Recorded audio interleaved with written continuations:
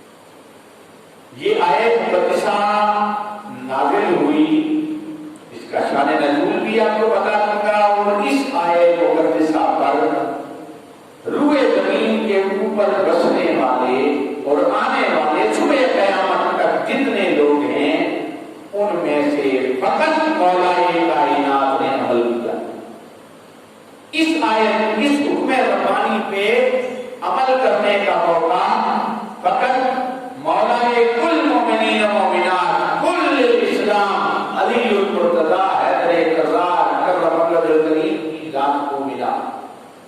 ارشاد باری تعالیٰ ہے یا ایھا الذین آمنوا اذا ناجیتم الرسول، اے ایمان والو جب تم میرے نبی کے ساتھ رسول مکرم کے ساتھ تنہائی میں کوئی بات کرنا چاہو فقدموا بین یدی نجواکم صدقہ، تو وہ تنہائی میں بات کرنے سے پہلے کچھ صدقہ دے کے آیا کرو، کچھ صدقہ دے کر آیا کرو۔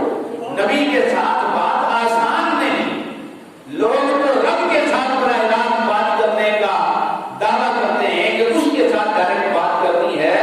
اللہ کے بندو، اللہ اپنے قرآن میں اپنے نبی کے ساتھ بات کرنے کا انداز یہ بتاتا ہے کہ میرے نبی کے پاس آنے کے لیے، اس کے ساتھ گفتگو کرنے کے لیے تمہیں پہلے کچھ صدقہ دے کر آنا پڑے گا۔ ذالک خیر لکم واطہر، یہ تمہارے لیے بہت بہتر ہے اور تمہارے دلوں کو پاک کرنے والی بات ہے۔ فَإِن لَّمْ تَجِدُوا، اگر تمہارے پاس صدقہ دینے کی شکل نہیں، فَإِنَّ اللَّهَ غَفُورٌ رَحِيمٌ، بے شک اللہ معاف کرنے والا ہے۔ أَأَشْفَقْتُمْ أَن تُقَدِّمُوا بَيْنَ يَدَيْ نَجْوَاكُمْ صَدَقَةً، کیا تم اس حکم سے ڈر گئے کہ تمہیں نبی کے ساتھ بات کرنے سے پہلے صدقہ دینا چاہیے؟ فَإِن لَّمْ تَفْعَلُوا وَتَابَ اللَّهُ عَلَيْكُمْ، اگر تم ایسا نہیں کر سکے تو اللہ نے تم پر نظر کرم فرمائی، نظر کرم کر دی، تمہارے اوپر یہ حکم منسوخ کر دیا۔ سید عالم نبی محترم محتشم جناب رسالت مآب صلی اللہ علیہ وسلم کی بارگاہ میں جب عمراء اور صاحب ثروت لوگوں کے آنے جانے کا اور ان کی گفتگو کا سلسلہ طویل ہو گیا اور فقراء کو اپنی بات پیش کرنے یا اپنی گفتگو کرنے کا موقع کم ملنا شروع ہوا، تو اس وقت ان لوگوں کے دل کی اس خواہش کو اور دل کی اس تڑپ کو دیکھ کر اللہ نے حکم نازل کر دیا کہ نبی اکرم صلی اللہ علیہ وسلم کی بارگاہ میں ارداش پیش کرنے سے پہلے صدقہ دیا جائے۔ یہ حکم نازل ہونے کی دیر تھی، جناب حیدر کرار نے 1 دینار صدقہ کیا۔ یہ ان کی بس تھی، یہ ان کا ہمت تھی اتنی، 1 دینار صدقہ کر کے بارگاہ رسالت میں حاضر ہوئے۔ اندازہ لگائیے حضور کا چچا زاد بھائی اخی رسول جناب رسالت مآب صلی اللہ علیہ وسلم کے داماد، مومنین کے امیر اور کل مومنین و مومنات کے مولا، سکھ لائن کر رکھیے اپنا مسئلہ، سکھ لائن ادھر کر لیجیے تاکہ بیچ میں وقفہ دیں۔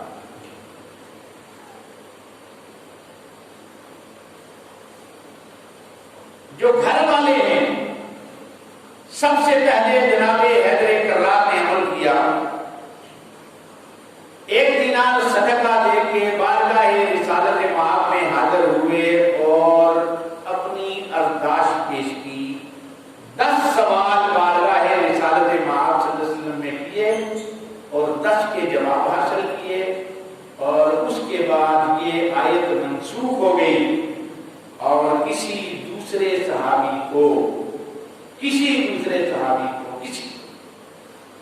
وہ خلفائے راشدین میں ہیں، عشرہ مبشرہ میں ہیں یا باقی صحابہ کبار میں سے، نہ انہیں یہ موقع ملا اور نہ صبح قیامت تک کسی دوسرے آدمی کے لیے یہ حکم برقرار ہے، منسوخ ہو گیا۔ پہلا سوال آقا سے سوال کیا، یا رسول اللہ ما ہی الوفا، وفا کیا چیز ہے، وفا کسے کہتے ہیں؟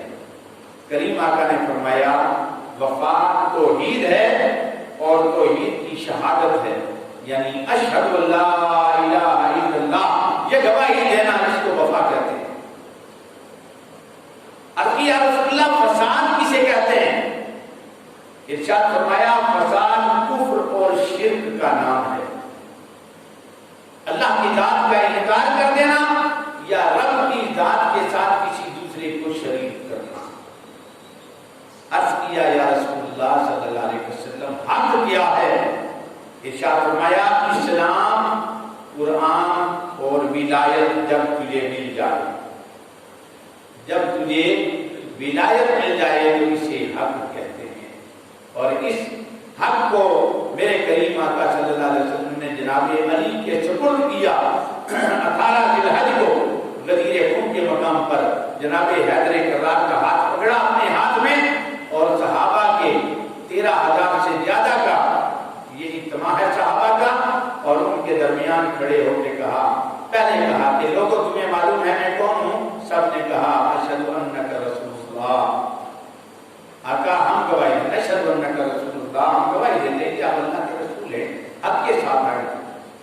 لوگوں تمہیں پتا ہے کہ حق کو مجھ سے زیادہ کوئی اور پہچانتا نہیں؟ ہاں یا رسول اللہ، بلا، کیوں نہیں، ہم جانتے ہیں۔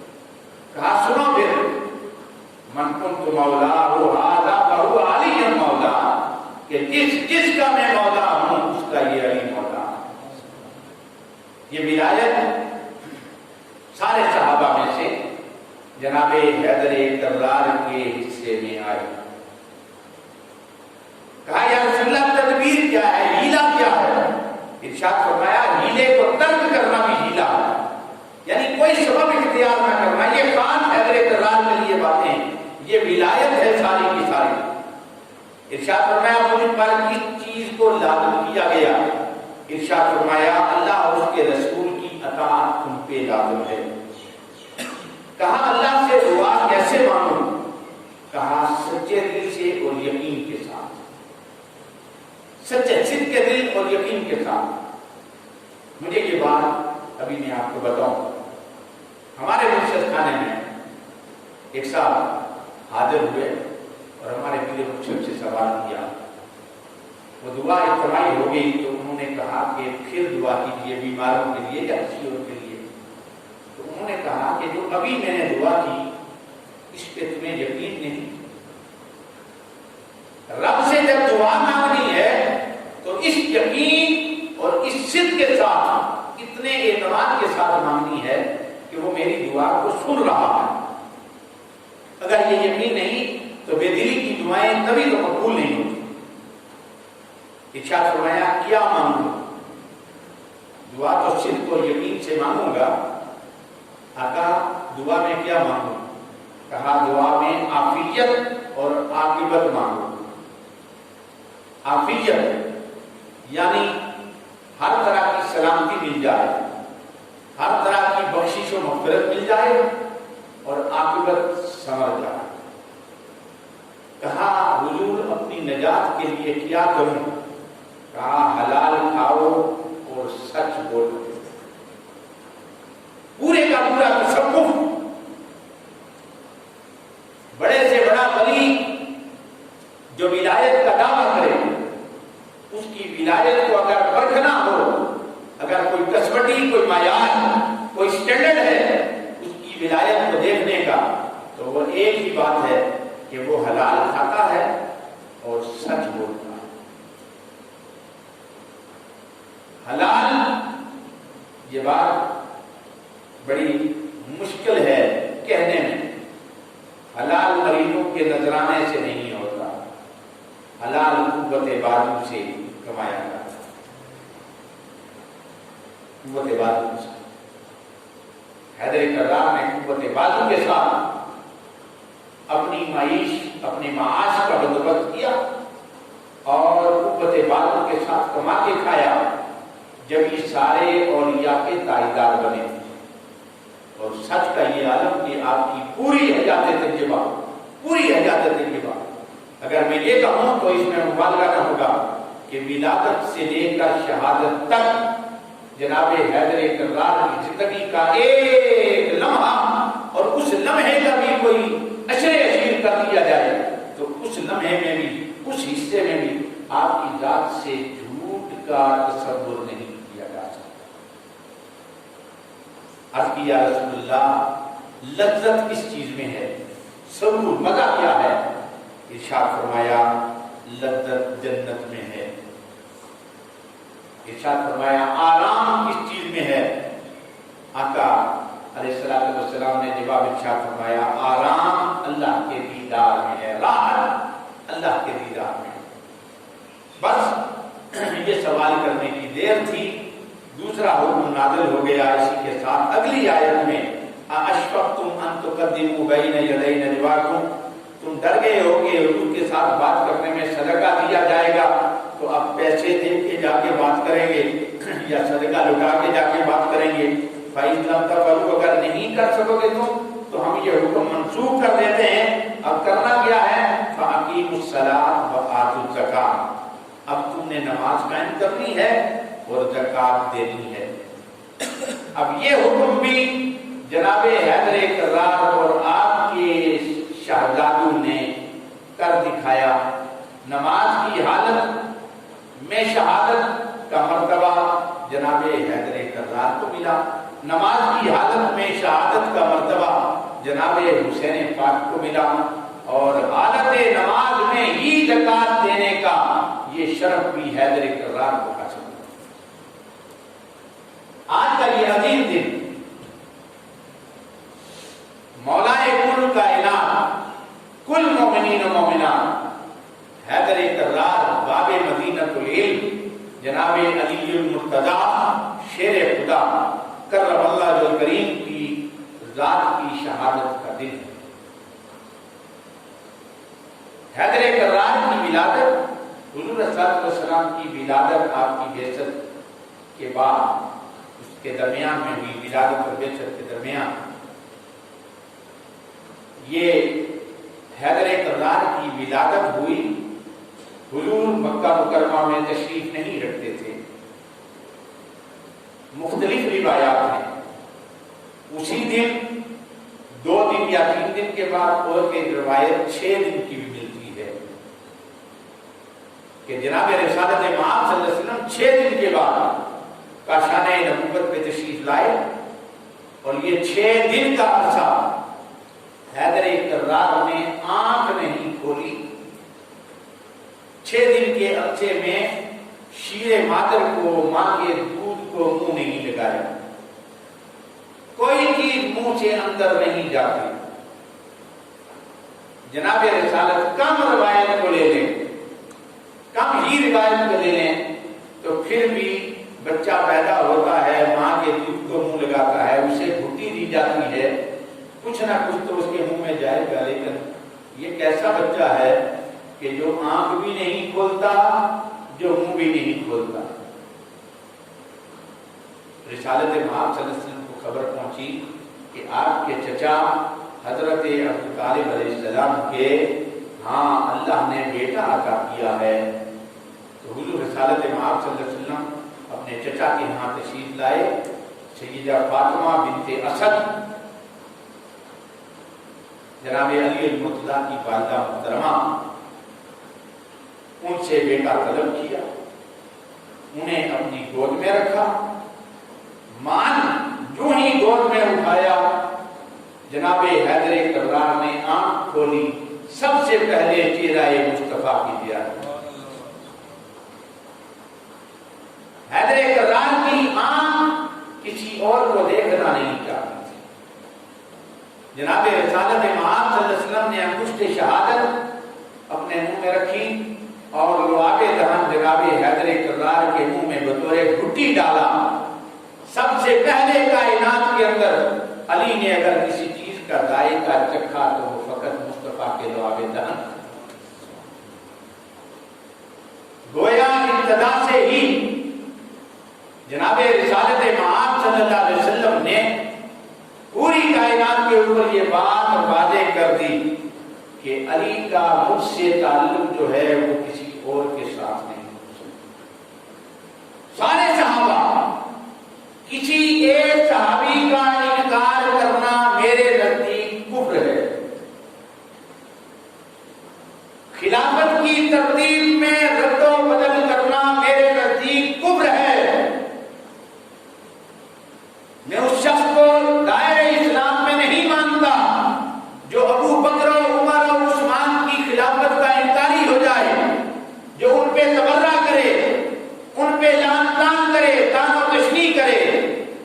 لیکن ایک بات سنو، جو فضیلت جناب حیدر کرار کو ہے وہ کسی اور کو ملی بھی تو نہیں نا۔ 1,24,000 کموں میں صحابہ کرام موجود ہیں مصطفیٰ کی رحلت کے وقت، اور ان صحابہ کے درمیان آقا ارشاد فرماتے ہیں انا مدینۃ العلم وعلی بابها، میں علم کا شہر ہوں، علی اس کا دروازہ ہے۔ باقی 1,23,999 صحابہ بھی تھے نا، یہ اعزاز کسی اور کو بھی مل جاتا، لیکن یہ فضیلت انہیں کے لیے خاص تھی نا۔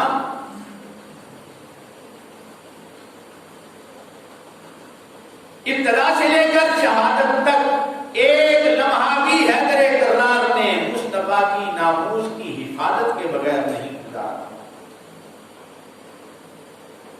کوئی ایک جنگ ایسی نہ دکھائیں، تاریخ میں نہیں ملتی جہاں پہ حیدر کرار نے داد شجاعت نہ دی۔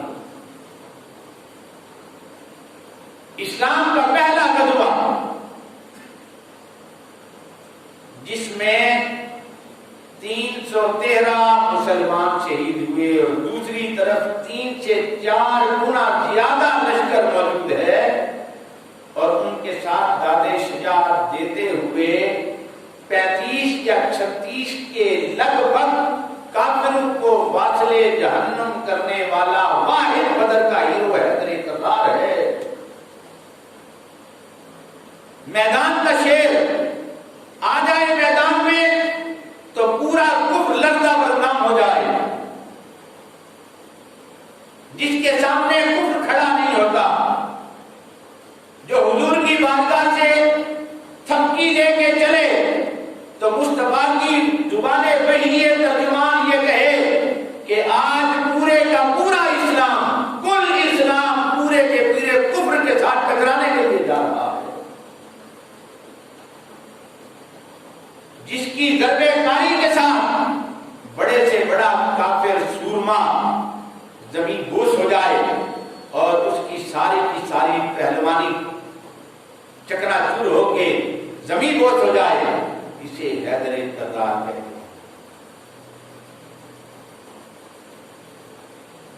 گھر کے اندر ہو مصطفیٰ تو کاشان نبوت کے باہر حضور صلی اللہ علیہ وسلم کے حجرے کے دروازے کے سامنے پہرا دینے والی ذات حیدر کرار۔ قربان جائیں ابو طالب پہ کہ جنہوں نے ابتدا سے لے کر آخر تک مصطفیٰ کے ساتھ وفا کا ایک ایسا ریکارڈ قائم کر دیا کہ کوئی مائی کا لال اس کو توڑ نہیں سکتا۔